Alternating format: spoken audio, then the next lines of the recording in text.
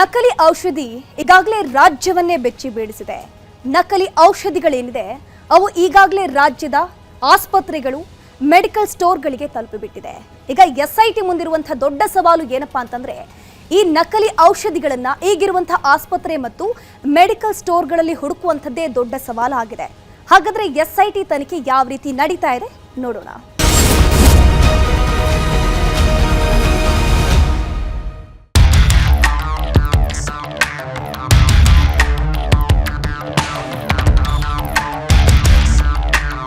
ಹಿಮಾಚಲ ಪ್ರದೇಶ, ತೆಲಂಗಾಣ, ಇಲ್ಲಿ ಈ ಅನಧಿಕೃತ ಫ್ಯಾಕ್ಟರಿ ಸ್ಟಾರ್ಟ್ ಮಾಡಿ ಅಲ್ಲಿ ಅದನ್ನು ತಯಾರು ಮಾಡಿ ಇಲ್ಲಿಗೆ ಕಲಿಸೋದು. ಫಾರ್ಮಸಿಯಲ್ಲಿ 10,000 ಇದ್ದರೆ ಅವನು 5,000 ಕೊಡ್ತಾನೆ ಅಂತ ಹೇಳ್ತಾರೆ. ಎಮರ್ಜೆನ್ಸಿ ಕೇಸಲ್ಲಿ ಕೊಡುವಂಥ ಔಷಧದಲ್ಲಿ ಕೂಡ ಇದೆ. ಅವನು ದುಬೈಲಿ, ಪ್ರಶಾಂತ್ ಅಂತ ದುಬೈಲಿ ಇದ್ದಾನೆ. ಅವರ ಹಿಂದೆ ಪೊಲೀಸರು ಕೊಟ್ಟಿದ್ದಾರೆ.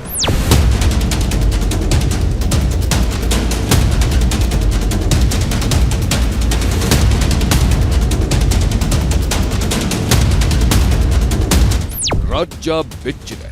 ಆರೋಗ್ಯ ಇಲಾಖೆಯ ಆರೋಗ್ಯವೇ ಪಾತಾಳ ಮುಟ್ಟಿದೆ. ಆರೋಗ್ಯ ಇಲಾಖೆಯನ್ನೇ ನಂಬಿಕೊಂಡಿದ್ದ ಸಾಮಾನ್ಯ ಜನತೆ ಬೆಚ್ಚಿ ಬಿದ್ದಿದ್ದಾರೆ. ಯಾಕಂದ್ರೆ ಆರೋಗ್ಯ ಇಲಾಖೆಗೆ ಚಳ್ಳೆಹಣ್ಣು ತಿನ್ನಿಸಿ ರಾಜ್ಯದ ಆಸ್ಪತ್ರೆಗಳು, ಮೆಡಿಕಲ್ ಸ್ಟೋರ್ಗಳು, ಕ್ಲಿನಿಕ್ಗಳಿಗೆ ನಕಲಿ ಔಷಧ ಬಂದು ಕೂತ್ಕೊಂಡಿದೆ.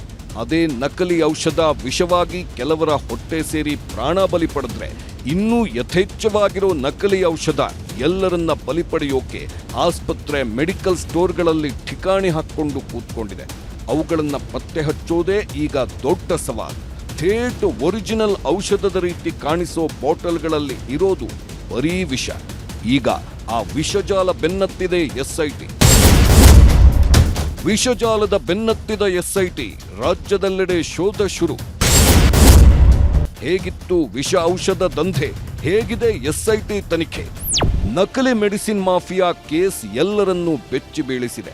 ಕೋಟ್ಯಾಂತರ ಮಂದಿಗೆ ಆತಂಕ ತರಿಸಿರೋ ಈ ದಂಧೆಯನ್ನ ಸರ್ಕಾರ ಗಂಭೀರವಾಗಿ ತಗೊಂಡಿದೆ.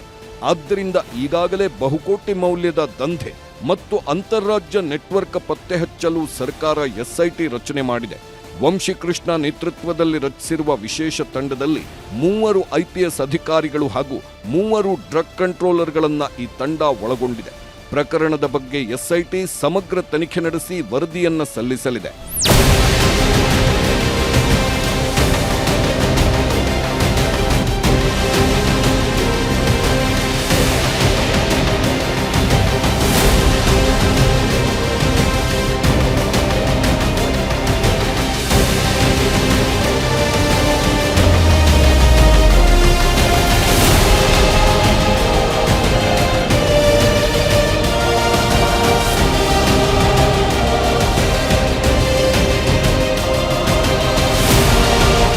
ಬಿಡದಿಯ ಸಮೀಪ ಕೋಟ್ಯಾಂತರ ರೂಪಾಯಿಯ ದಂಧೆ ನಡೀತಾ ಇತ್ತು.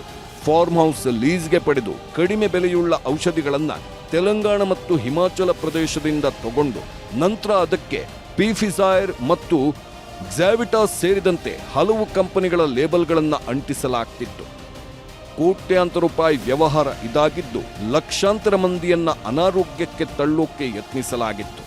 ಆದರೆ ಇದೆಲ್ಲ ಬಯಲಿಗೆ ಬಂದ ಮೇಲೆ ಕೋಟ್ಯಾಂತರ ರೂಪಾಯಿ ಮೌಲ್ಯದ ನಕಲಿ ಔಷಧವನ್ನ ಸೀಸ್ ಮಾಡಲಾಗಿದೆ. ಇನ್ನೂ ವಿಷಜಾಲ ಎಲ್ಲಾ ಕಡೆ ಹಬ್ಬಿದ್ದು ಅದನ್ನೆಲ್ಲ ಪತ್ತೆ ಹಚ್ಚೋಕೆ ಎಸ್ಐಟಿ ರಚನೆ ಮಾಡಲಾಗಿದೆ. ನಕಲಿ ಔಷಧಕ್ಕೆ ನಕಲಿ ಬಿಲ್ ಸೃಷ್ಟಿ. ನಕಲಿ ಔಷಧ ಜಾಲ ಒರಿಜಿನಲ್ನಂತೆ ಕಾಣುವ ಬಾಟಲ್ಗಳ ತಯಾರಿ ಮಾಡ್ತಾ ಇತ್ತು. ಕೆಲ ಒರಿಜಿನಲ್ ಬಾಟಲಿಗಳಿಗೆ ನಕಲಿ ಔಷಧಿ ಫಿಲ್ಲಿಂಗ್ ಮಾಡ್ತಾ ಇತ್ತು. ಕಡಿಮೆ ಬೆಲೆಯ ಔಷಧಿ ಎಂದು ನಕಲಿ ಬಿಲ್ ಸೃಷ್ಟಿಸ್ತಾ ಇತ್ತು. ಕೆಲ ಔಷಧಿಗಳು ಮೆಡಿಕಲ್ ಶಾಪ್ಗಳಿಗೆ ಮಾರಾಟ ಆಗ್ತಾ ಇದ್ವು. ಕೆಲ ಔಷಧಿಗಳನ್ನು ನೇರವಾಗಿ ಖಾಸಗಿ ಆಸ್ಪತ್ರೆಗಳಿಗೆ ಮಾರಾಟ ಮಾಡಲಾಗ್ತಾ ಇತ್ತು. ಖಾಸಗಿ ಆಸ್ಪತ್ರೆಗಳ ಡಾಕ್ಟರ್ಗಳ ಮೂಲಕ ವ್ಯವಹಾರ ಕುದುರಿಸಲಾಗ್ತಾ ಇತ್ತು. ಕಡಿಮೆ ಬೆಲೆಗೆ ಸಿಗುತ್ತದೆ ಎಂದು ಪ್ರಮೋಷನ್ ಕೂಡ ಮಾಡಲಾಗ್ತಾ ಇತ್ತು. ಇದೆಲ್ಲ ಈಗ ಸರ್ಕಾರಕ್ಕೆ ಗೊತ್ತಾಗಿದೆ. ಆದ್ದರಿಂದಲೇ ಎಸ್ಐಟಿ ರಚನೆ ಮಾಡಿದ್ದು ತನಿಖೆ ಈಗಾಗಲೇ ಶುರುವಾಗಿದೆ. ಬೆಂಗಳೂರಿನ ಪ್ರತಿಷ್ಠಿತ ಕ್ಯಾನ್ಸರ್ ಆಸ್ಪತ್ರೆಗಳ ಲಿಸ್ಟ್ ರೆಡಿ ಮಾಡಿಕೊಂಡಿರೋ ಎಸ್ಐಟಿ ಆಂಕಾಲಜಿ ವೈದ್ಯರು ಅಂದ್ರೆ ಕ್ಯಾನ್ಸರ್ ವೈದ್ಯರ ಹಿಂದೆ ಬಿದ್ದಿದ್ದಾರೆ.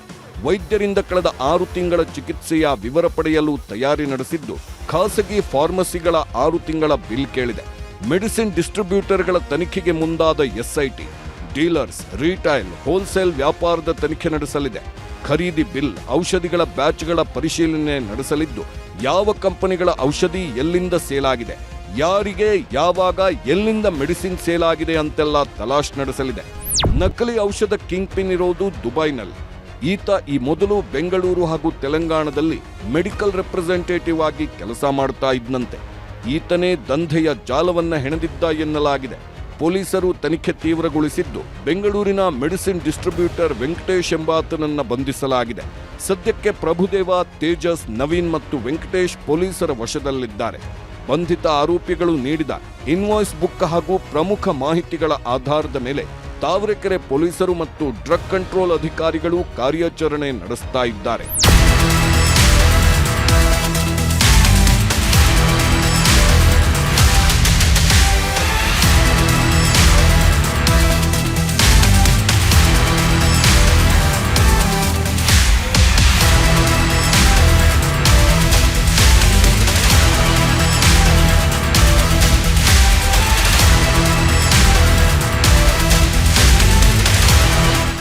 ಈಗಾಗಲೇ ಬೆಂಗಳೂರಿನ ಹಲವು ಔಷಧಿ ಗೋದಾಮುಗಳ ಮೇಲೆ ಶೋಧ ಕಾರ್ಯ ನಡೆಸಲಾಗಿದ್ದು, ಈಗಲೂ ಕೂಡ ಹಲವೆಡೆ ತಪಾಸಣೆ ಮುಂದುವರೆದಿತ್ತು.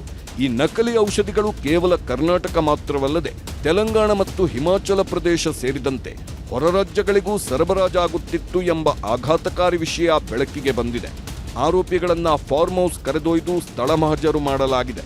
ಒಂದಷ್ಟು ಮಾಹಿತಿಯನ್ನು ಕಲೆ ಹಾಕಲಾಗಿದೆ. ಎಲ್ಲ ಮಾಹಿತಿಯನ್ನ ತಗೊಂಡಿರೋ ಅಧಿಕಾರಿಗಳು ತಮ್ಮ ಶೋಧ ಕಾರ್ಯವನ್ನ ದಿನೇ ದಿನೇ ವಿಸ್ತರಿಸ್ತಾ ಇದ್ದಾರೆ. ಹೊಸ ಟಾಸ್ಕ್ ಹಾಕೊಳ್ತಾ ಇದ್ದಾರೆ. ತಾವರೆಕೆರೆ ಪೊಲೀಸರಿಂದ ದಾಖಲೆ ಸಂಗ್ರಹಿಸಿರೋ ಎಸ್ಐಟಿ ಔಷಧಿಗಳ ನೈಜತೆ ಪರಿಶೀಲನೆಗೆ ವಿಶೇಷ ಅಧಿಕಾರವನ್ನ ಪಡೆದುಕೊಳ್ಳಬೇಕು. ಅಕ್ರಮ ಮೆಡಿಸಿನ್ ಗೋಡೌನ್ಗಳ ಮೇಲೆ ದಾಳಿ ಮಾಡಬೇಕು. ನಕಲಿ ಮೆಡಿಸಿನ್ ಆರೋಪಿಗಳ ವಿಚಾರಣೆಗೆ ಅನುಮತಿ ಬೇಕು. ಡ್ರಗ್ಸ್ ಕಂಟ್ರೋಲ್ ಬೋರ್ಡ್ನಂತೆ ವಿಶೇಷಾಧಿಕಾರ ಬೇಕು. ಗೃಹ ಇಲಾಖೆಯಿಂದ ವಿಶೇಷ ಅಧಿಕಾರ ಪಡೆಯಬೇಕು. ಈಗಾಗಲೇ ಗೃಹ ಇಲಾಖೆಗೆ ಪತ್ರ ಬರೆಯಲು ಮುಂದಾಗಿರೋ ಎಸ್ಐಟಿ ಹೊರ ರಾಜ್ಯಗಳಲ್ಲಿನ ನಕಲಿ ಔಷಧ ನಂಟಿನ ತನಿಖೆ ಆಗಬೇಕು. ಹೊರ ರಾಜ್ಯಗಳಲ್ಲಿ ಕಿಂಗ್ ಪಿನ್ಗಳನ್ನು ಬಂಧಿಸಬೇಕು. ಇದೇ ಎಸ್ಐಟಿಗೆ ಇರೋ ಟಾಸ್ಕ್. ಮೆಡಿಸಿನ್ ದಂಧೆಗೆ ಮಾಫಿಯಾದಲ್ಲಿ ಆಪ್. ವಾರಕ್ಕೆ 100 ಬಾಟಲ್ ನಕಲಿ ಔಷಧ ರವಾನೆ. ಈಗ ಸದ್ಯಕ್ಕೆ ನಕಲಿ ಔಷಧ ದಂಧೆ ಪ್ರಕರಣ ಎಸ್ಐಟಿ ತನಿಖೆ ಚುರುಕುಗೊಂಡಿದೆ. ಎಸ್ಐಟಿ ಮುಖ್ಯಸ್ಥ ಡಿಐಜಿ ವಂಶಿಕೃಷ್ಣ ನೇತೃತ್ವದ ತಂಡ ತಾವರೆಕೆರೆ ಪೊಲೀಸ್ ಠಾಣಾ ವ್ಯಾಪ್ತಿಯ ಕೃಷಿ ಭೂಮಿಗೆ ಭೇಟಿ ನೀಡಿದೆ. ಗೋಡೌನ್ ಪರಿಶೀಲನೆ ನಡೆಸಿದ ತಂಡ ಮಾಹಿತಿ ಕಲೆ ಹಾಕ್ತಿದೆ. ಇನ್ನು ಮೆಡಿಸಿನ್ ದಂಧೆಗೆ ಆರೋಪಿಗಳು ಆಪ್ ಬಳಸುತ್ತಿದ್ದರಂತೆ. ಆಪ್ ಮೂಲಕ ಪ್ರಶಾಂತ್, ವೆಂಕಟೇಶ್ ಡೆಲಿವರಿ ನೀಡುತ್ತಿದ್ದರು. ಫಾರ್ಮ್ ಹೌಸ್ ಮಾಲೀಕ ಪ್ರಶಾಂತ್ ಫಾರ್ಮ್ನಿಂದ ಮೆಡಿಸಿನ್ ಎಲ್ಲಿಗೆ ತಲುಪಿಸಬೇಕು ಎಂದು ಬುಕ್ ಮಾಡುತ್ತಿದ್ರಂತೆ. ವಾರಕ್ಕೆ 100 ಬಾಟಲ್ ನಕಲಿ ಔಷಧ ಕಳಿಸಲಾಗುತ್ತಿತ್ತು ಎಂದು ಮಾಹಿತಿ ಸಿಕ್ಕಿದೆ. ಯಾವ ಆಪ್, ಇದನ್ನ ಬೇರೆ ಯಾರೆಲ್ಲ ಬಳಕೆ ಮಾಡುತ್ತಿದ್ದರು ಅನ್ನೋದ್ರ ಬಗ್ಗೆ ಮಾಹಿತಿ ಕಲೆ ಹಾಕಲಾಗ್ತಿದೆ. ನಕಲಿ ಔಷಧ ಜಾಲ ಗಂಭೀರವಾಗಿದೆ. ಇದೊಂದು ದೊಡ್ಡ ಮಾಫಿಯಾ ಅಂತ ಆರೋಗ್ಯ ಸಚಿವ ಯುಟಿ ಖಾದರ್ ಆತಂಕ ವ್ಯಕ್ತಪಡಿಸಿದ್ದಾರೆ. ಇದು ಕರ್ನಾಟಕಕ್ಕೆ ಮಾತ್ರ ಸೀಮಿತವಲ್ಲ, ಇದು ಬೇರೆ ಕಡೆಯೂ ಇದೆ. ಹಿಮಾಚಲ ಪ್ರದೇಶ, ತೆಲಂಗಾಣದಲ್ಲಿ ಅನಧಿಕೃತ ಕಂಪನಿ ಮಾಡಿ ಪೂರೈಕೆ ಮಾಡ್ತಾರೆ. ನಕಲಿ ಔಷಧ ಕುರಿತು ಜನ ದೂರು ನೀಡಿ ಎಂದು ಮನವಿ ಮಾಡಿದ್ದಾರೆ. ಇವರಿಗೆ ಜನೌಷಧಿಯಲ್ಲಿ ಎಷ್ಟು ಔಷಧ ಇಡಬೇಕಂತ ಒಂದು ಸಿಸ್ಟಮ್ ಇದೆ, ಅದೆಲ್ಲ ಬದಿಗೆ ತೋರಿ. ಯಾಕೆ ಇವರು ಮಾಡಿ ಆಗಿದೆ, ಇವರು ಬಾಡಿ ಕೊಡಬೇಕು, ವೇತನ ಸಂಬಳ ಕೊಡಬೇಕು ಇವರಿಗೆ. ಜನೌಷಧ ತನಿಖೆ ಅಲ್ಲ, ಜನೌಷಧಿ ಎಲ್ಲ ರಾಜ್ಯದ ಎಲ್ಲ ಜನೌಷಧಿಯನ್ನು ಕೂಡ ನಮ್ಮ ಇಲಾಖೆಯವರು ಹೋಗಿ, ಯಾಕೆ ಅದಕ್ಕೆ ಪರ್ಮಿಷನ್ ಕೊಡೋದು ನಾವು ಹೋಗಿ ಅದಕ್ಕೆ ಇನ್ಸ್ಪೆಕ್ಷನ್ ಮಾಡಿದ್ದಾರೆ. ಇನ್ಸ್ಪೆಕ್ಷನ್ ಮಾಡಿ ಸ್ಪಷ್ಟವಾದ ಮಾತ್ರ ಎಲ್ಲ ರಿಪೋರ್ಟ್ ಇದೆ. ಅದಕ್ಕಾಗಿ ನಾವು ಹೇಳಿದ್ದೇವೆ, ಜನರಿಗೆ ಮೋಸ ಮಾಡಲಿಕ್ಕೆ ಹೋಗಬೇಡಿ. ಈ ಒಂದು ನಕಲಿ ವ್ಯಾಪಕ ಜಾಲ ಇದರಲ್ಲಿ ಇಲ್ಲಿಯ ತನಕ ಅದು ಯಾವುದು ಎಲ್ಲಿ ಹೋಗಿದೆ, ಯಾವುದು ಏನು ಗಮನಕ್ಕೆ ಬರಲಿಲ್ಲ. ಇದು ಕೂಡ ಗಮನಕ್ಕೆ ಬರಲಿಲ್ಲ. ಜನೌಷಧಿ ಕೇಂದ್ರಕ್ಕೆ ಹೋದ ಕೂಡ ಗಮನಕ್ಕೆ ಬರಲಿಲ್ಲ. ಹೋಗಿದೆಲ್ಲ ನಮ್ಗೆ ಗೊತ್ತೂ ಇಲ್ಲ, ಅದು ಮತ್ತೆ ಗೊತ್ತಾಗುವಂಥದ್ದು. ರಾಜ್ಯದ ಮೆಡಿಸಿನ್ ಮಾಫಿಯಾ ಇಡೀ ದೇಶವನ್ನೇ ಬೆಚ್ಚಿ ಬೀಳಿಸಿದೆ.